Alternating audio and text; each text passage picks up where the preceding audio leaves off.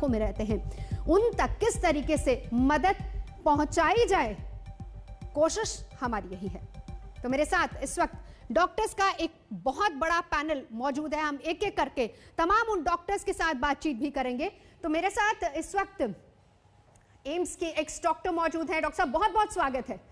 सबसे पहले डॉक्टर साहब, मैं आपसे यही जानना चाहूंगी, एक सवाल जो सबके जहन में आ रहा है वो यही है कि वैक्सीन को लेकर, क्योंकि हमने देखा कि प्रधानमंत्री ने भी काफी जोर दिया, लेकिन इसके साथ साथ कल जो खबर आई है, एक्सपर्ट्स के पैनल ने ये बोला है कि अगर आप कोविशील्ड लेते हैं तो फिर सेकंड डोज के लिए थोड़ा लंबा वक्त है।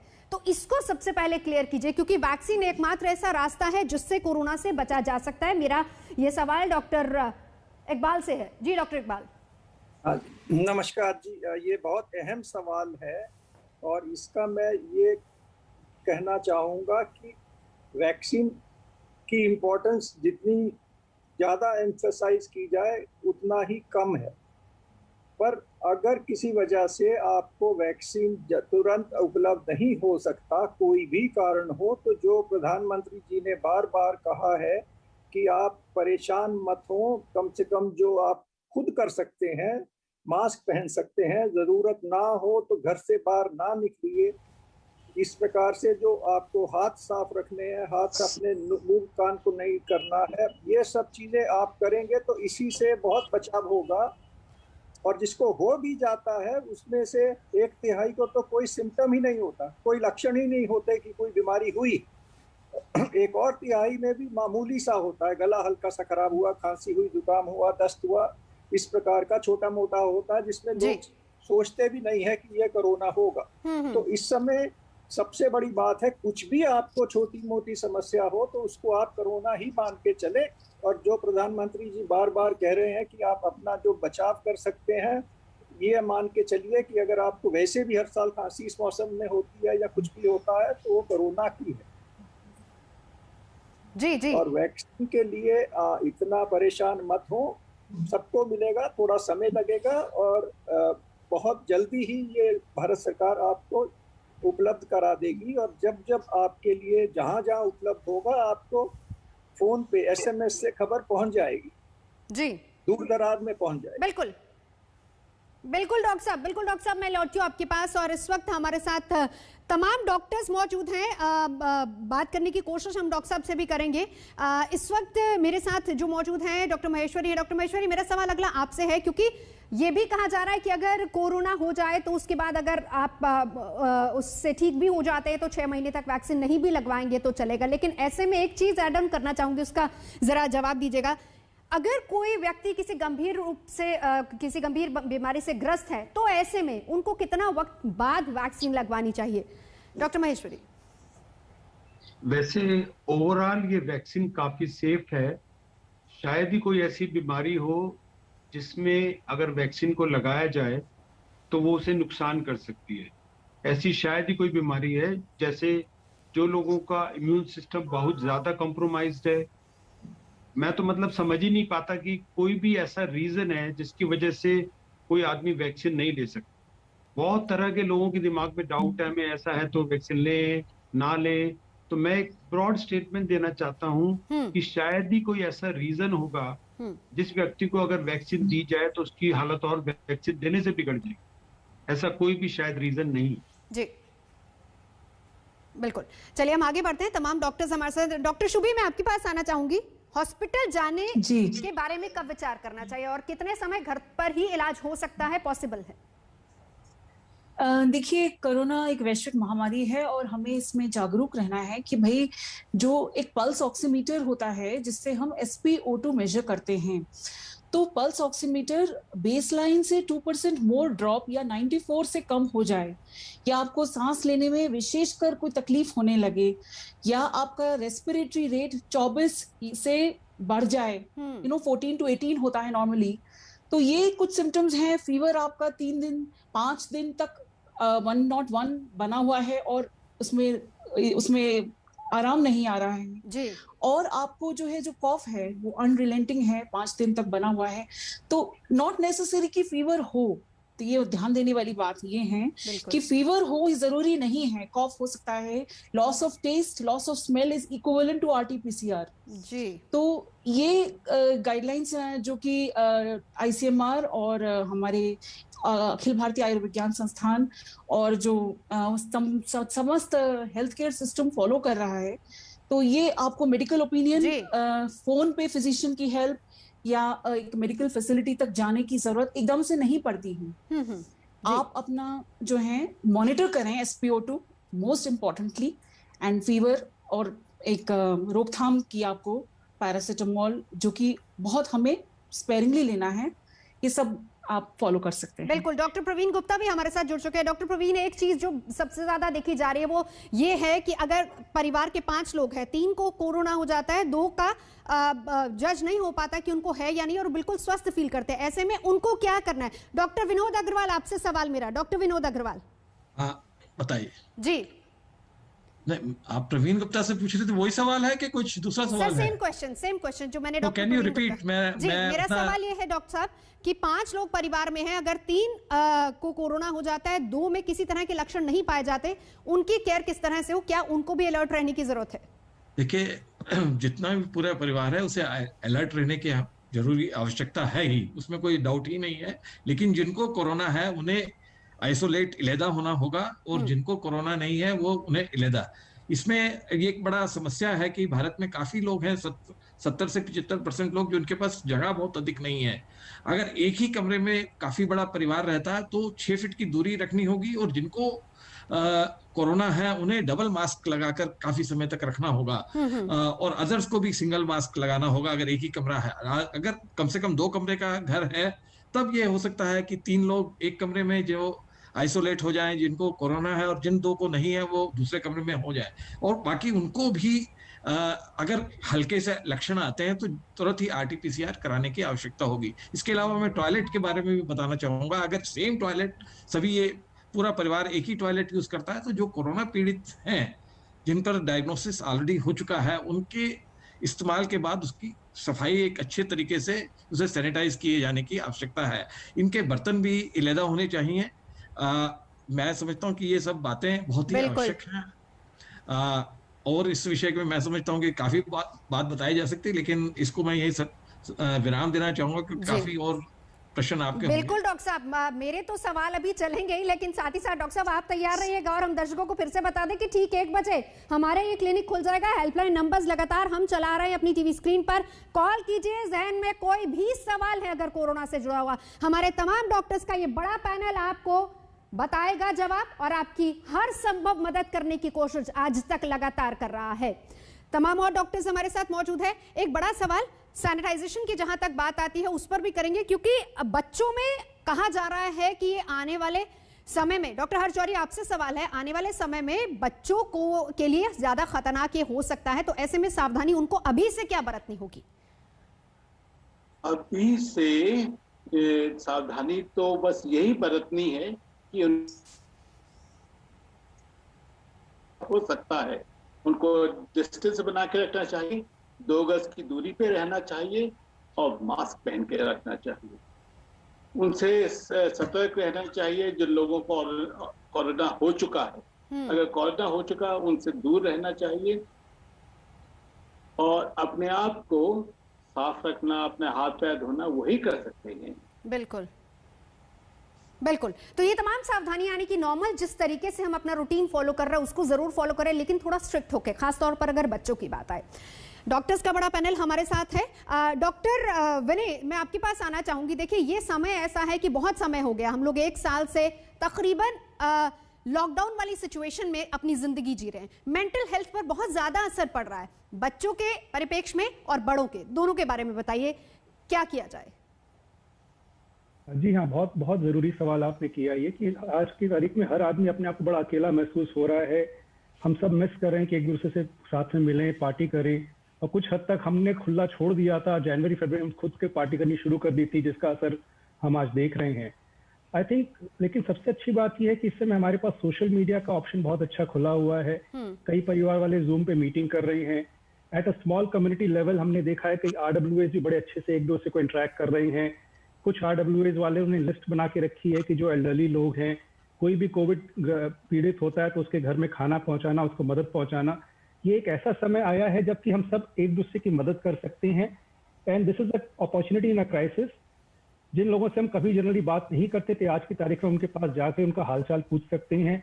और जैसे आपने इनिशिएटिव शुरू किया है कि आप फोन कॉल करके कोई भी प्रॉब्लम हमसे राय कर सकें, तो I think we all as a society have to come together. And जैसा मैंने कहा है, इस समय में मैंने इस सोसाइटी का बेस्ट रूप भी देखा है। लोगों ने आगे जा जाके हर तरीके की मदद की है, लोगों की डेड बॉडी को जलाने में मदद की है, खाना पहुंचाने में मदद की है। तो I think we as a society have to take care of ourselves, और बच्चों को घर के अंदर जितनी फिजिकल एक्टिविटीज हम करवा सके वो हमें करवाना चाहिए। एक छोटी सी बात मैं कहना चाहूंगा पहले वाले सवाल के बारे में, कि बच्चों को और बड़ों को अल्टीमेटली जब ये कोरोना की वेव कम होगी, बाहर निकलना होगा, उनको अभी से घर के अंदर मास्क लगाने की आदत डालनी चाहिए। क्योंकि घर के अंदर हम मास्क नहीं लगाते, जब हम एकाएक बाहर जाते हैं हमें मास्क लगाना नहीं आता ठीक से, उस समय हम इन्फेक्शन की चांसेस बढ़ती है। अभी से घर में थोड़ी सी प्रैक्टिस करनी शुरू कर दे, बच्चों के लिए भी और बड़ों के लिए भी। कल को जब भी स्कूल भी खुलेंगे वहां पे बच्चों को स्पेशल मास्क लगाना पड़ेगा, तो धीरे धीरे घर से प्रैक्टिस शुरू करने से उनको बेनिफिट मिलेगा। बिल्कुल। डॉक्टर रीता, मेरा सवाल आपसे है, देखिए दवाइयों की जब जिक्र आता है तो रेमडेसिविर का जिक्र आता है। अब कालाबाजारी अलग बात है और इस पर सियासत जो है वो अलग बात है, लेकिन इसकी जरूरत कब किस पेशेंट को पड़ सकती, कब ये लेनी चाहिए, उसको भी क्लियर कीजिए। क्योंकि कोरोना हुआ तो लोगों में इस तरह की घबराहट देखी गई है कि हमें दवाई नहीं मिलेगी। ये सवाल आपने मेरे से किया डॉक्टर रीता से? यस डॉक्टर रीता, आपसे सवाल है मेरा। हाँ ठीक है। ये रेमडेसिविर के बाद काफी हवा हुआ है, काफी लोगों ने कहा है कि मिल नहीं रहा है, ड्रग ब्लैक मार्केटिंग हो रही है, ये सब चल रहा था। अब रेमडेसिविर ऐसी जगह है जो एक्चुअली आजकल कहते हैं कि मॉडरेट डिजीज जब होती है तभी रेमडेसिविर आता है, और उसमें भी 100% सर्टेनिटी नहीं है कि डेफिनेटली। गणेश, आवाज आ रही है तो वीडियो खोलिए। जी डॉक्टर रीता, अपनी बात पूरी कीजिए। डॉक्टर साहब सुन रहे हैं हम आपको? सुन रहे हैं ना? हाँ जी ठीक जी है। जी जी। तो रेमडेसिविर तभी देना चाहिए जब मॉडरेट टू सीवियर डिजीज होता है। तो मॉडरेट डिजीज में अगर राइट टाइम पे नहीं दिया, जैसे डॉक्टर गुलेरिया ने भी कहा था, उसका कोई यूज होता नहीं है। और रेमडेसिविर नहीं भी है तो स्टेरॉइड ज्यादा इंपॉर्टेंट है, रेमडेसिविर से ज्यादा स्टेरॉइड की इंपॉर्टेंस है। तो स्टेरॉइड दे दिया तो काफी हद तक सीवियर डिजीज में जाने से हम रोक सकते हैं, पर हर चीज टाइम पे देना चाहिए। ये नहीं कि कोरोना हो गया पहले दिन ही आपने स्टेरॉइड शुरू कर दी या रेमडेसिविर शुरू कर दी। जब डॉक्टर ने एडवाइस किया तभी जाके आपको रेमडेसिविर लेना चाहिए। बिल्कुल। डॉक्टर शुभांकर, मेरा सवाल अब अगला आपसे ही होगा। प्लाज्मा थेरेपी को लेकर वो भी एक घबराहट रहती है, क्योंकि अगर सीरियस कंडीशन में पेशेंट आ जाता है तो कहां से अरेंज करें। पहली बात तो कितनी कारगर है और कब इसकी जरूरत पड़ेगी? Okay, it is not necessary कि पहले every patient requires a plasma therapy. ऐसा बात है कि if the patient has more than moderate symptoms and if it is hospital admitted and if the doctor is suggesting, then go for plasma therapy. And it is only taken after a doctor's suggestion. So people who have recovered from COVID after a while and after their health condition is good, they can donate plasma. That is which is good for people who are recovering. But people who are recovering, it is not immediately necessary in day one you have to go for plasma therapy, or if you have just mild symptoms you have to go for plasma therapy. It is after moderate symptoms, when the doctor is recommending for the plasma therapy, it is better to go for plasma therapy. बिल्कुल। और एक छोटा सा सवाल और, कि आप ये भी साथ ही साथ जरा लोगों को समझा दीजिए, प्लाज्मा अगर किसी को डोनेट करना होता है, देना होता है, तो वो भी जहन में बहुत सारी आशंकाएं हैं लोगों के, हम दें या नहीं दें, सेफ है या नहीं है? हाँ, आप प्लाज्मा देने में वो सेफ है, पर आपको पहले रिकवर होना चाहिए। रिकवर होने के बाद आपका हेल्थ ठीक है तो आप प्लाज्मा दे सकते हैं। इसमें बिल्कुल there is no question of there is something gonna happen if I give plasma, there is nothing like that. There are people who give multiple times, so not to worry about that giving plasma. या बिल्कुल बिल्कुल। तो आपको बता दें कि तमाम doctors इस वक्त हमारे साथ मौजूद हैं। तो ये डॉक्टर्स का पूरा एक बड़ा पैनल हमारे साथ है। हम दिन भर ये सारे डॉक्टर्स, 500 से ज्यादा डॉक्टर्स हमारे साथ रहेंगे, लेकिन मदद आपकी होगी, क्योंकि आपके जहन में बहुत सारे सवाल है कोरोना को लेकर, और इन सवालों का जवाब डॉक्टर्स का ये पैनल देगा। आपकी हर समस्या को सुलझाने की कोशिश आज तक कर रहा है, बस यही प्रयास है हमारा। फिलहाल मेरे सवाल चल रहे हैं, लेकिन ठीक है 1 बजे आप तैयार रहिएगा क्योंकि वो हेल्पलाइन नंबर खुल जाएगा जिस पर आप अपने सवाल पूछ सकते हैं। आज तक का ये कोरोना क्लिनिक खुलने वाला है ठीक है 1 बजे, और उसके बाद आप अपने सारे सवाल डॉक्टर से पूछिएगा। आपके सवालों के जवाब देने की कोशिश हमारे डॉक्टर्स भी करेंगे, और साथ ही साथ किस तरीके से, चाहे वो मेंटल हेल्थ की बात हो या फिर तमाम दूसरे सवाल हो, वो सारे सवाल आप पूछ सकते हैं। ये हेल्पलाइन आपके लिए दोपहर 1 बजे अब से कुछ ही देर बाद बस खुलने वाली है, 5 बजे तक रहेगी। और साथ ही साथ आपको ये बता दें आपको कॉल कहां करना है। आपको कॉल करना है इस नंबर पर, नोट कर लीजिए 08035216666। ये हमारा नंबर है जहां पर आप कॉल करके डॉक्टर से सलाह मशवरा ले सकते हैं। एक और सवाल और जवाब आपको साथ ही साथ दे देते हैं, वो ये है कि ये खास तौर पर जो हेल्पलाइन हमने शुरू की है दूर दराज के ऐसे इलाके जहां पर सुविधाओं की कमी है या फिर डॉक्टर्स की कमी है, उन लोगों के लिए खास तौर पर यह सुविधा शुरू की जा रही है। तो अगर आप ज्यादा मुश्किल में हैं तो आप फौरन इमरजेंसी सेवा की मदद लें। मदद के ये हाथ खास तौर पर उन लोगों के लिए हैं जो दूर दराज के ग्रामीण इलाकों में रहते हैं। तो कोई भी सवाल है जहन में, उठाइए फोन और तुरंत से ठीक 1 बजे अब से कुछ ही देर बाद खुलने वाला है हमारा ये कोरोना क्लिनिक। कोई भी सवाल हो तो डॉक्टर से आप सीधे ये सवाल पूछ सकते हैं।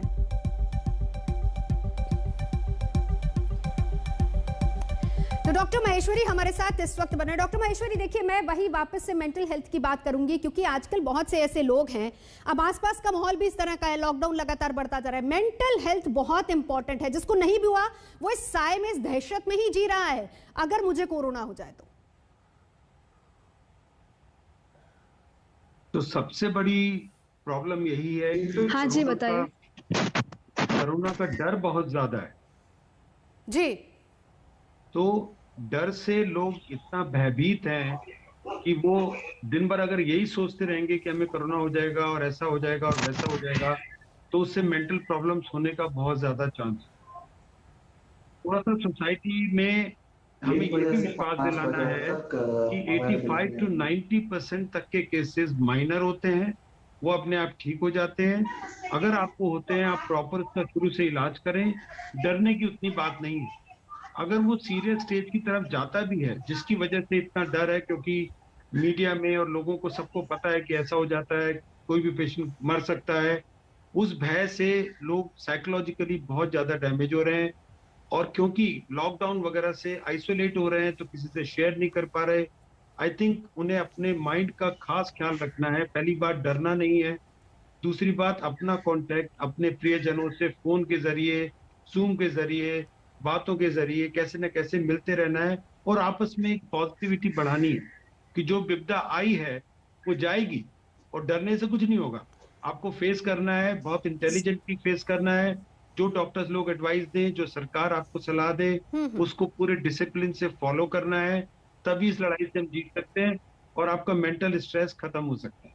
ये बहुत जरूरी है डॉक्टर साहब, ये बहुत जरूरी है। और डॉक्टर साहब इसीलिए हमने आज तक क्लिनिक खोला है ताकि आप लोगों की मदद से कम लोगों का मेंटल टेंशन थोड़ा कम हो सके। डॉक्टर सईदा फातिमा हमारे साथ इस वक्त जुड़ चुके हैं। डॉक्टर साहब एक सवाल ये, एक्सरसाइज व्यायाम कितना जरूरी है, कितने समय तक करना चाहिए, किसको करना चाहिए, ये भी क्लियर कीजिए। हाँ जी, चेस्ट फिजियोथेरेपी बहुत ज़रूरी है और दिन में 3 बार करना चाहिए और डॉक्टर की निगरानी में करना भी ज़रूरी है। लेकिन डॉक्टर साहब आजकल इजीली डॉक्टर्स अवेलेबल नहीं है। हमारे इस क्लिनिक में आप सब लोग होंगे, आपके सामने व्यायाम कर लेंगे, लेकिन इसके अलावा भी कुछ ऐसा व्यायाम बताइए जो कि नॉर्मली लोग कर पाए और इम्यूनिटी स्ट्रांग हो सके। ब्रीथिंग एक्सरसाइज कर सकते हैं, इसलिए हेल्पलाइन नंबर भी अवेलेबल है अपोलो 24/7 में। आप वहाँ पे फोन कॉल्स भी कर सकते हैं। आप डायरेक्ट जाने की जरूरत नहीं है। लाइक नॉर्मल योगा में करते हैं ना, ब्रीथिंग एक्सरसाइज, प्राणायाम करते हैं, वैसा कर सकते हैं। जी जी जी जी डॉक्टर साहब। डॉक्टर रेड्डी भी हमारे साथ इस वक्त मौजूद हैं, डॉक्टर सुदय कुमार रेड्डी। डॉक्टर साहब आपसे मेरा एक सवाल ये है कि लोगों को इस बात की भी टेस्ट को लेकर जहां तक बात है, क्योंकि टेस्ट करवाने जाते हैं तो पता ही नहीं चलता। ऐसे बहुत सारे टेस्ट आ रहे हैं सामने जहां पर आपका ये पता ही नहीं चलता कि आपको कोरोना है या नहीं। तो ऐसे में सावधानी क्या बरतें अगर आप फील कर रहे हैं उस तरह के कुछ लक्षण? तो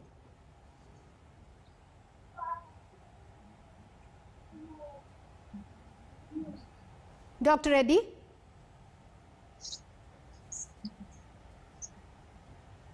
हेलो, यस मैम। जी जी डॉक्टर साहब, सवाल मेरा आपसे था डॉक्टर उदय कुमार रेड्डी से।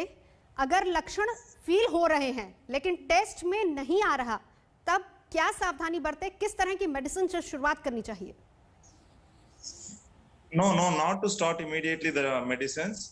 Just get the pulse oximeter to their home and check the saturations. जी। And following that, if any symptoms are getting worsen or like adding the symptoms, then we can consult nearby physician, or we are having a helpline, Apollo 24/7. In that we can get our the opinion of the doctor. जी। Doctor GS Jaya साहब भी इस वक्त हमारे साथ मौजूद है। Doctor साहब, आजकल क्योंकि मैं वापस उस सवाल को इसलिए दोहरा रही हूँ क्योंकि ये कंफ्यूजन की स्थिति भी है कि ये कहा जा रहा था कि परिवार के एक सदस्य को कोरोना तो सभी इससे इन्फेक्टेड हो सकते हैं, लेकिन आजकल वैसा हो नहीं रहा है। कुछ ऐसे भी घर के सदस्य होते हैं जिनको किसी तरह का कोई सिम्टम नहीं है, वो ख्याल अपना कैसे रखे? आजकल के दिनों में जिनको कोई भी सिम्टम नहीं है, उनको ये मान लेना कि उनको कोरोना नहीं है, ये जरूरी नहीं है सही हो, तो उनको भी सावधानी बरतनी है। और किसी को छोटा मोटा कोई भी सिम्टम हो जो अमूमन उनको वैसे भी होता रहता है, उनको भी सावधानी बरतनी है। तो जैसे मेरे साथियों ने पहले भी कहा कि अगर आपके पास एक कमरे से ज़्यादा है तो आप दूसरे कमरे में जाइए, एक ही कमरा है तो उसमें मास्क लगाइए।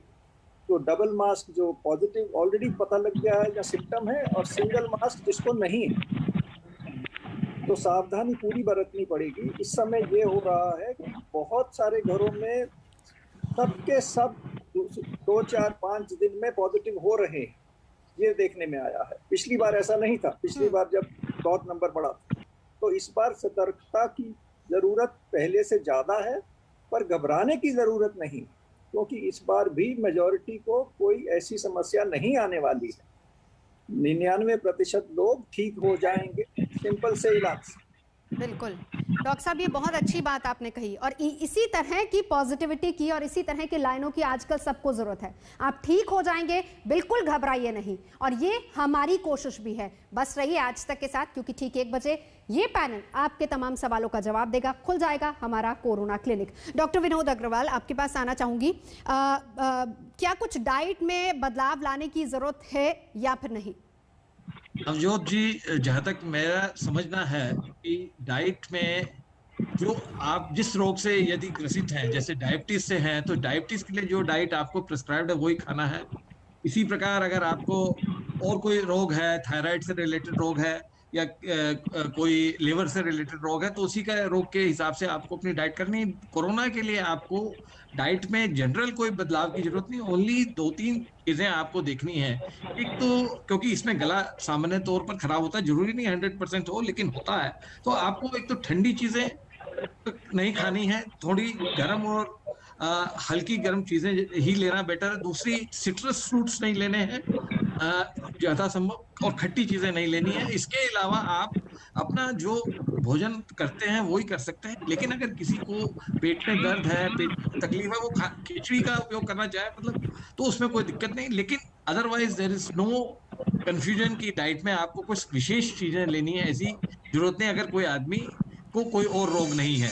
बिल्कुल बिल्कुल। डॉक्टर विनय गरोड़िया, आपसे मेरा एक क्वेश्चन है, क्योंकि बॉडी टू बॉडी सिम्टम्स भी वेरी कर रहे हैं। अब जरा सा किसी को कुछ भी दिक्कत होती है तो कहते हैं कि भले ही ये कोरोना का सिम्टम नहीं, लेकिन वो फील करने लगते हैं कि कहीं हमको कोरोना ना हो जाए। सिम्टम्स किस तरीके से वेरी करते हैं? क्या ये पॉसिबल है कि एक को अलग और दूसरे को अलग सिम्टम्स हो?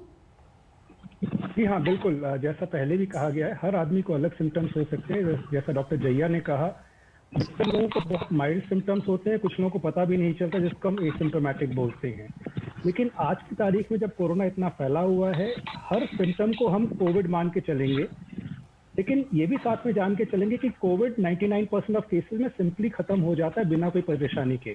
तो उसके लिए कोई टेंशन नहीं लेनी, सिर्फ एक काम करना है।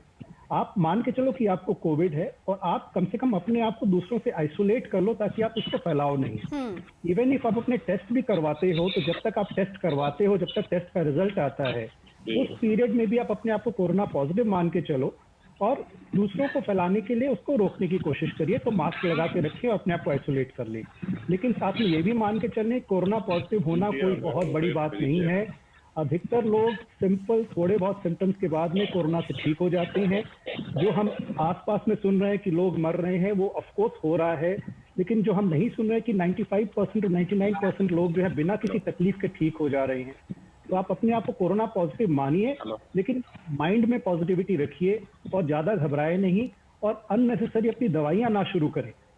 बहुत सारे लोग बहुत सारी दवाइयाँ इधर उधर के बोलने से शुरू कर देते हैं। आपको कोई दवाई की ज़रूरत नहीं है, सिर्फ खूब सारा पानी पिए। ज़्यादा से ज़्यादा अगर फीवर आता है तो पैरासीटामोल 500 या 650 मिलीग्राम ले लें और एक पल्स ऑक्सीमीटर जरूर अपने पास में रख लें ताकि अपना ऑक्सीजन मॉनिटर करते रहें। इसके सिवा आपको कुछ और करने की ज़रूरत नहीं है।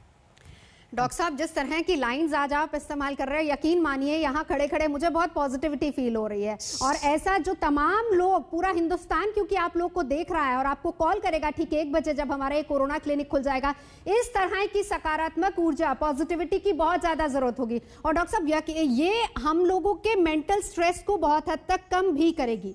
डॉक्टर रीटा, मैं आपसे एक क्वेश्चन करना चाहूंगी। फर्ज कीजिए अगर कोई हार्ट का पेशेंट है, कोरोना उनको हो गया है, तो उसके बाद क्या वो नॉर्मल दवाई ले सकते हैं या फिर ठीक होने के बाद क्या वो नॉर्मल जो medicine as prescribed by the doctor वो ली जा सकती हैं?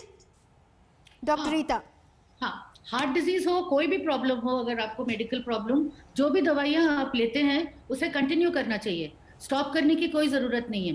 हालांकि ये हार्ट वाले जो पेशेंट्स होते हैं उनको कभी कभी एंटीकोएगुलेंट दिया जाता है क्योंकि वो हाइपर कोलेस्ट्रॉल होता है। कोलेस्ट्रॉल जब ज़्यादा हो जाता है उनको कोलेस्ट्रॉल के लिए दवाई दी जाती है। ये सारी गोलियां उनको कंटिन्यू करनी चाहिए, कोई भी दवाई बंद करने की ज़रूरत नहीं है।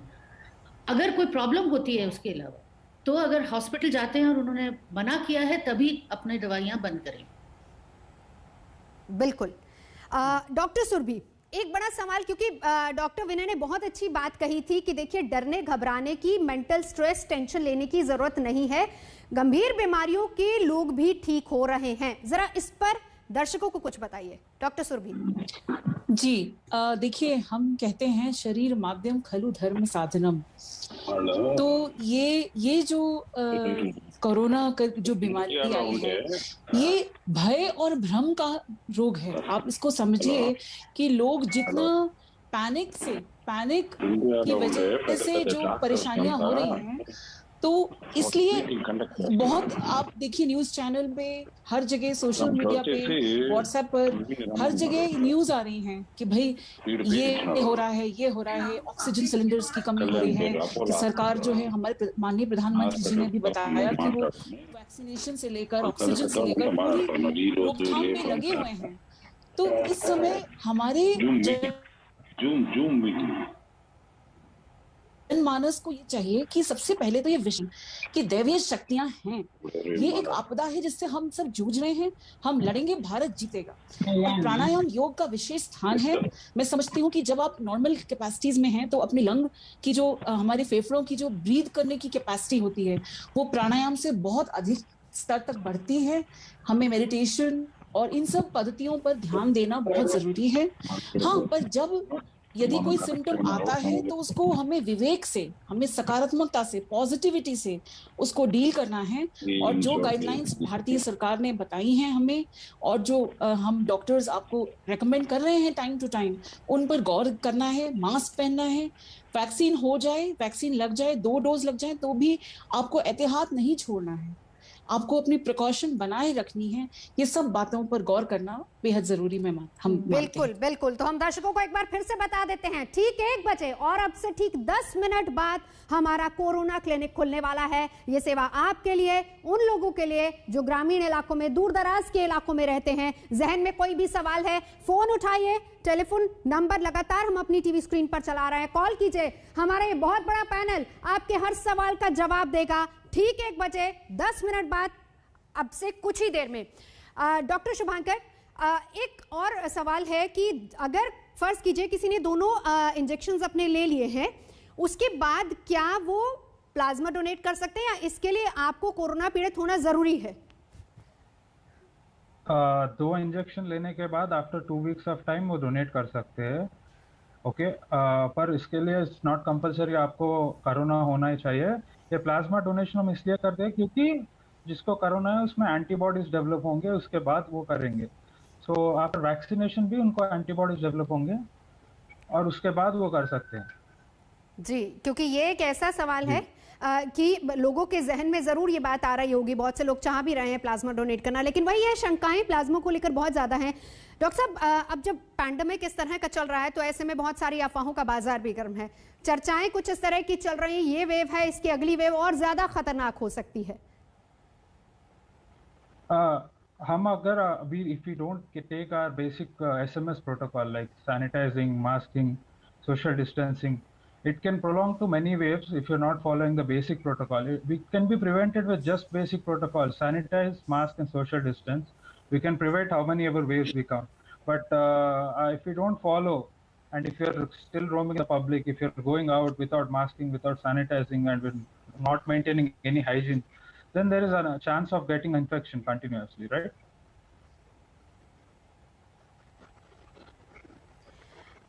जी, डॉक्टर सईदा फातिमा, अगला सवाल मेरा आपसे रहेगा और सवाल ये है कि कोरोना का इंजेक्शन किसे नहीं लेना चाहिए, खास तौर पर अगर कोई प्रेग्नेंट है, कोई लेडी फीड करवा रही है, पोस्ट प्रेगनेंसी बेबी को फीड करवा रही है, उस पर है, क्या उनको इंजेक्शन लेना चाहिए या नहीं?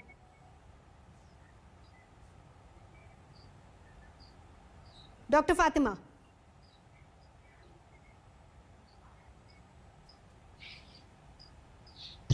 हेलो, मैं ये सजेस्ट करना चाहूंगी कि वो जाके ऑब्स्टेट्रिशियन से जाके संपर्क करें कि उनके वीक्स ऑफ प्रेगनेंसी कितने हैं, उसके हिसाब से वैक्सीन डलवाना चाहिए।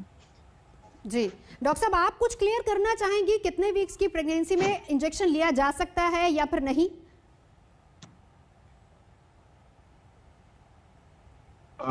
मैं इसका जवाब दूं, डॉक्टर महेश्वरी बोल रहा हूं। जी जी डॉक्टर साहब बताइए प्लीज, क्लियर इस बारे में बड़ी क्लियर गाइडलाइंस आ गई हैं कि प्रेगनेंसी के किसी भी टाइम कोरोना की वैक्सीन ली जा सकती है। मदर अगर बच्चे को फीड भी कर रही है तो भी वैक्सीन ली जा सकती है, और ये बिल्कुल क्लियर है कि इस वैक्सीन का किसी भी प्रोसेस में साइड इफेक्ट नहीं है।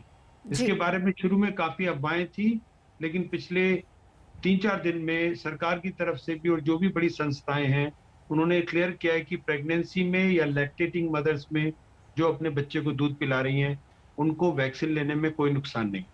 डॉक्टर साहब, इसी से जुड़ा एक और सवाल, उसका भी जवाब दे दीजिए, क्लियर कर दीजिए, किसको वैक्सीन नहीं लेना चाहिए? ये मैं पहले बोल चुका हूँ और थोड़ा सा बोल्ड स्टेटमेंट है।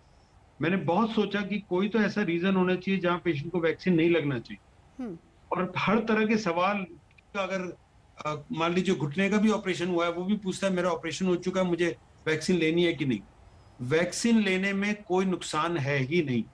मोटे तौर पे मैं कह सकता हूं कि आप वैक्सीन आराम से लीजिए, कोई भी ऐसी कंडीशन नहीं है जिसमें वैक्सीन आपको नुकसान कर सकती है।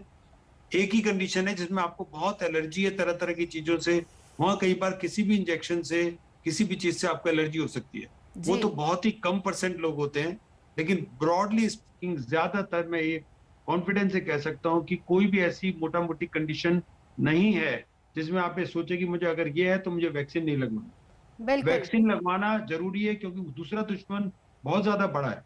अगर आप वैक्सीन नहीं लगवाएंगे तो कोरोना का दुश्मन ज्यादा बड़ा है। वैक्सीन से छोटा मोटा नुकसान भी हो सकता है, बुखार भी हो सकता है, किसी को कभी कभी कोरोना भी हो सकता है हल्का फुल्का, लेकिन वो भी इतना इंपॉर्टेंट नहीं है जितना कि आप वैक्सीन ना लगाएं और खुल्लम खुल्ला घूमें और आपको एक्चुअली में सीरियस कोरोना हो जाए।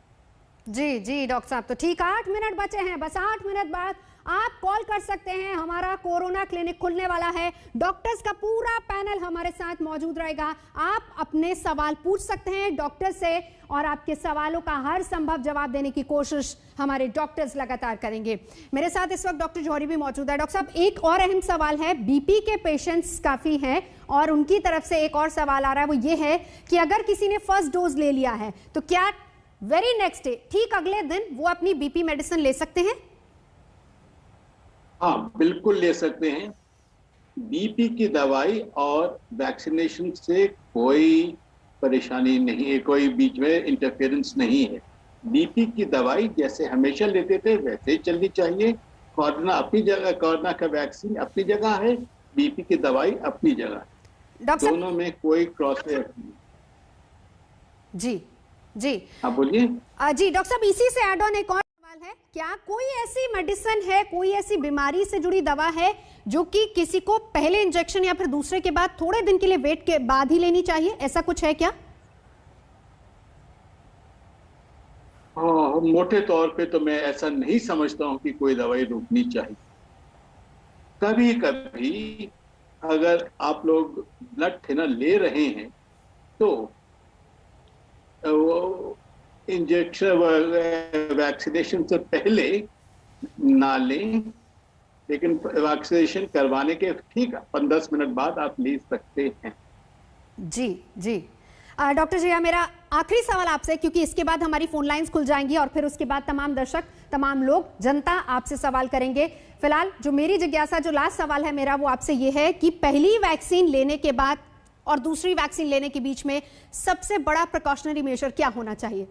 डॉक्टर जया जी, जो आप प्रिकॉशंस पहले ले रहे थे पहले वैक्सीन के, वो ही प्रिकॉशंस आपको बाद में भी लेनी है, बल्कि ज़्यादा लेनी है। क्योंकि आमतौर लोग सोचते हैं मुझे एक लग गया, अब मैं बिल्कुल एकदम से मुझे इसका असर हो गया। वो एकदम से असर नहीं होता, समय लगता है वैक्सीन का असर होने में, आपकी इम्यूनिटी बढ़ाने में। और दूसरा इसीलिए लगाया जाता है कि तब तक भी आपका जितना असर चाहते हैं वो नहीं हुआ, तो इसलिए दूसरा वैक्सीन लगने के बाद भी आपको सतर्क रहना है। कोरोना हो जाए उसके बाद भी सतर्क इसलिए रहना है कि ये कोरोना खुद एक बदलती हुई कीटाणु है। इस कीटाणु को आप, बड़ी मुश्किल है कहना कि वो किधर को बदलेगा। तो आपको क्या करना है, अपनी सेहत का ध्यान रखना है, मानसिक अपनी जो सेहत है उसका भी ध्यान रखना है, नहीं तो आपकी जो क्षमता है लड़ने की वो कम होती है। तो आपको चाहे एक्सरसाइज से करें, चाहे प्राणायाम से करें, चाहे व्यायाम से करें, चाहे आप उसमें अपना अच्छा खाना पीना, सोना बैठना उठना, जो भी आपकी और बीमारियां हैं उनकी जो जो आपको हिदायतें डॉक्टर ने दी हैं उनको फॉलो करना जरूरी है।